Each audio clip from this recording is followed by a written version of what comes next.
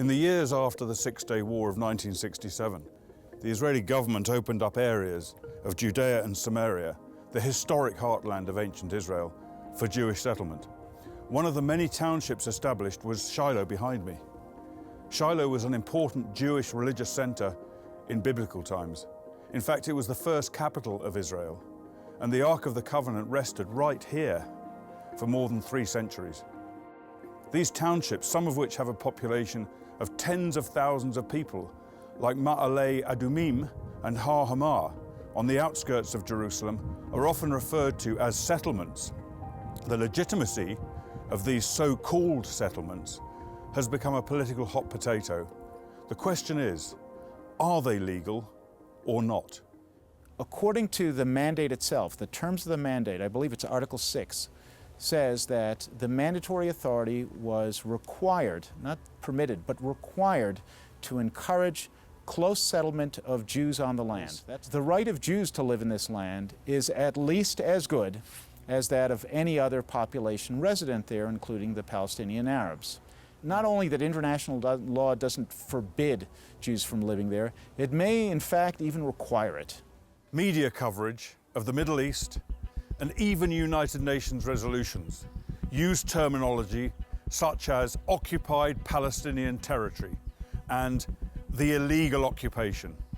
Is this terminology based on international law, or is it simply anti-Israel propaganda? When people think about occupation in ordinary conversation, what they mean is a regime that has no business being there, like the Nazis in France.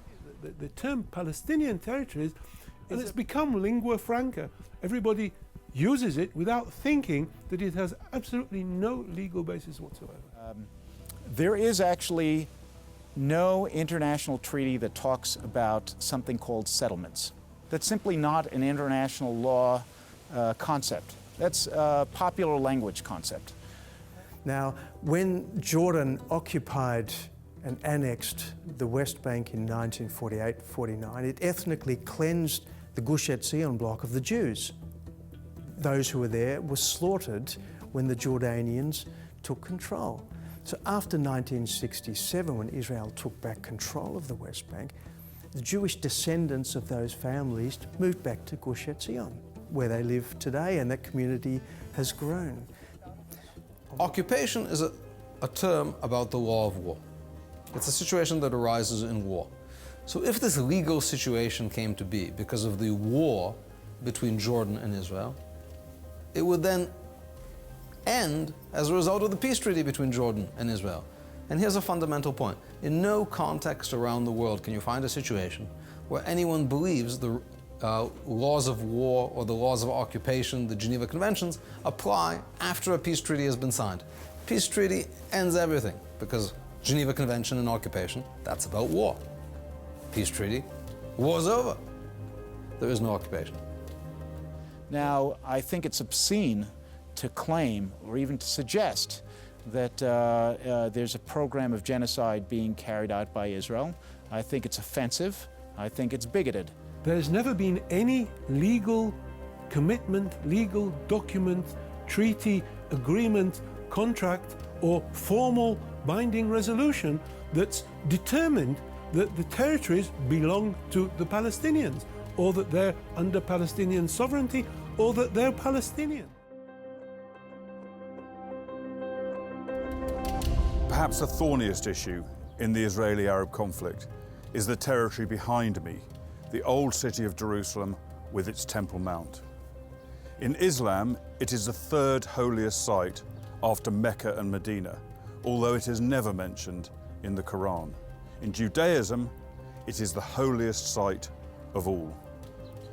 One has to bear in mind that during Jordan's 19 years of occupation and annexation, Jordan's sovereignty over the West Bank and Jerusalem was never recognized by the United Nations. The Palestinians want Jerusalem as the capital because the Islamic world will consider them as traitors if they will leave Jerusalem to Israel. This is why the struggle of Jerusalem is actually the criterion which will determine whether there will be a Palestinian state or not. if Israel continues to stick to Jerusalem, there will not be a Palestinian state. Because they know that once they extract Jerusalem from Israel, Israel will vanish.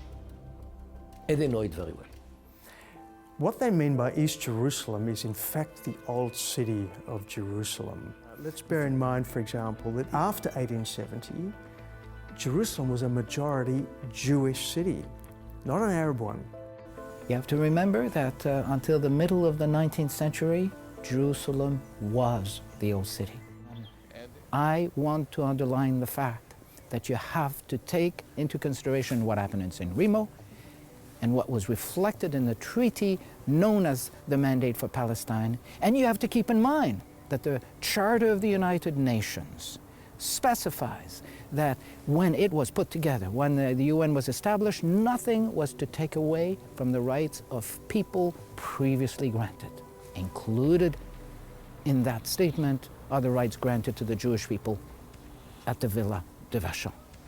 So why are the Palestinian Arabs, who historically never even had a national identity as such, so hell-bent on having the historic capital of Israel as their own? What is really going on here? The problem is not land, and the problem is not Israel. The problem is our essence as Jews. لا تقوم الساعة حتى تقاتل اليهود فيختبئ اليهودي وراء الحجر أو الشجر فينادي الحجر أو الشجر يا مسلم يا عبد الله هذا يهودي ورائي تعال فاقتل. The Palestinian Authority tells their people that the Jewish people did not have a history in the land of Israel. And this is one of their fundamental principles of their ideology. And therefore they claim that there never was a Jewish presence in Jerusalem. They've had professors on television saying absurd things like, in all the years of excavation, Israel has never found even one coin to connect them to the land. No, the Palestinians deny all of these things because it's critical for them. It's critical for them that Israel have no right to exist. In October 2016, UNESCO passed the last of a series of resolutions that denied any Jewish historic connection to Jerusalem and acknowledged only an Islamic connection to the Holy City. This politically motivated resolution shamefully denies the abundant archaeological evidence that supports the Jewish presence here from antiquity, such as the massive stones from the Herodian era that are found all around here. Well, this is crazy stuff. But you know, UNESCO is doing this? But it's indicative of a refusal to accept not just a Jewish presence, but Christian presence. So from my point of view, this resolution in UNESCO is a shame on UNESCO and anyone who is signatory to this resolution. One of the most astonishing things is that the Western media does nothing to challenge the Islamic and Palestinian propaganda that denies the proven historic connection of the Jewish people to Jerusalem. والقيامة لنا كلها لنا لا يحق لهم أن يدنسوها بأقدامهم القذرة.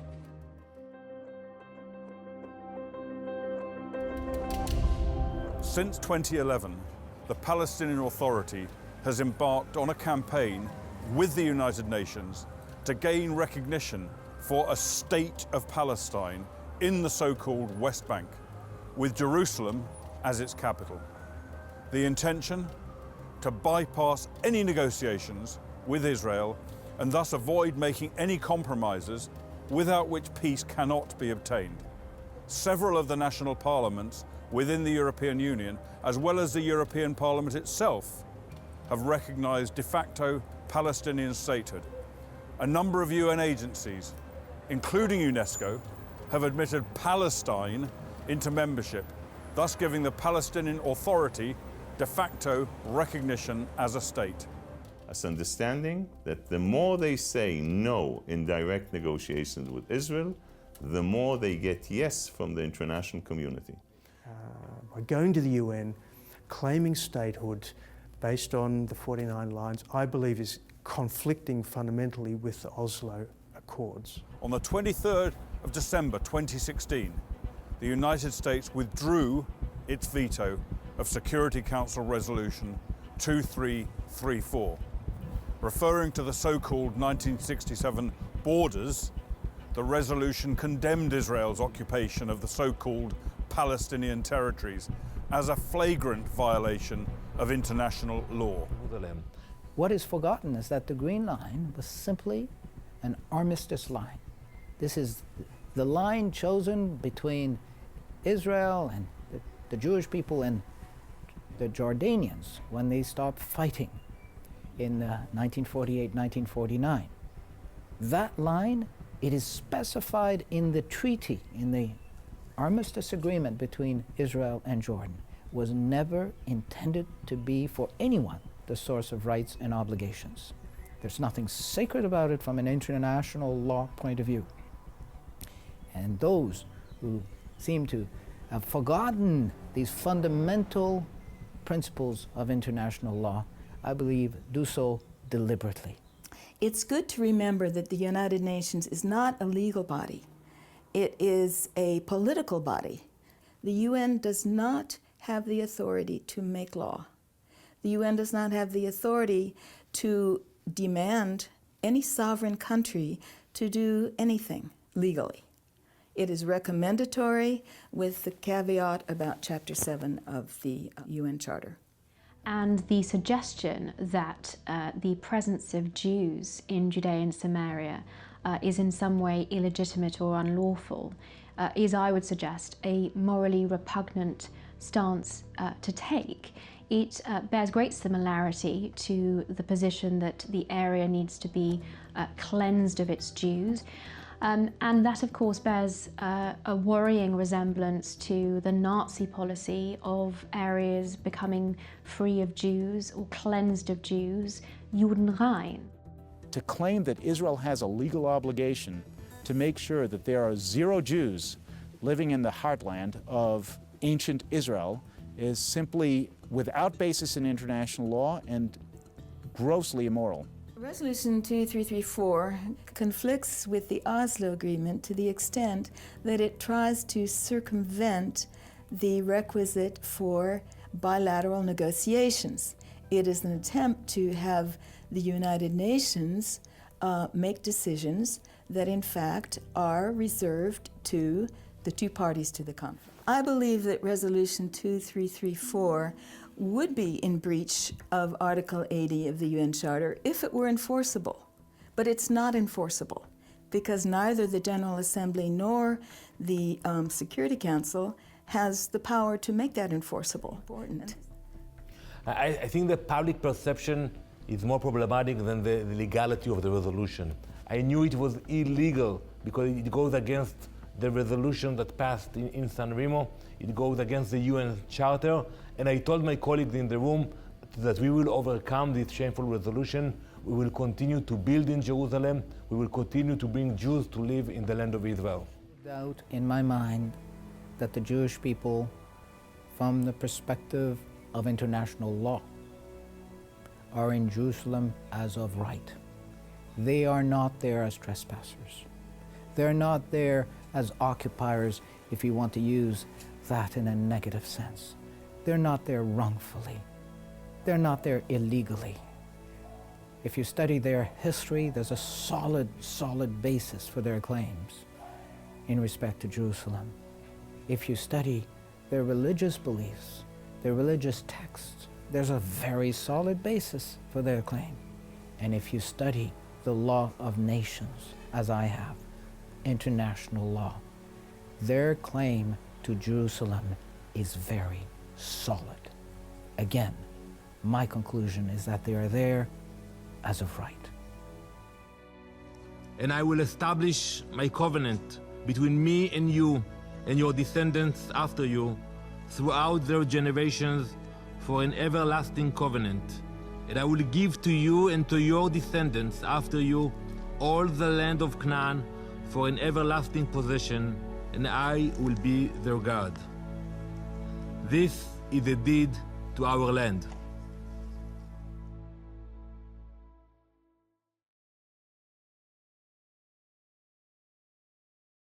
No refugees in Jordan, no refugees in Egypt. That is a red line.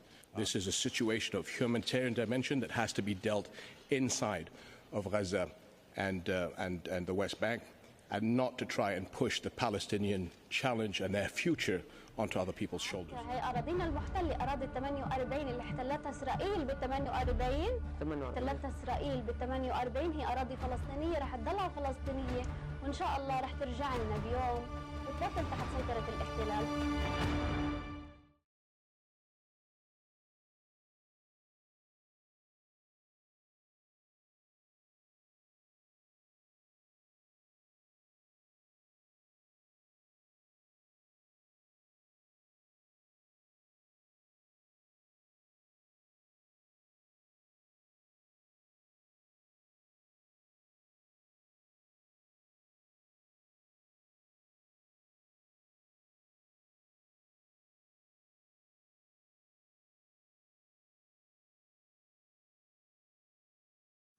The truth and peace are interconnected. A peace that is built on lies will crash on the rocks of Middle Eastern realities. You can only build peace on truth.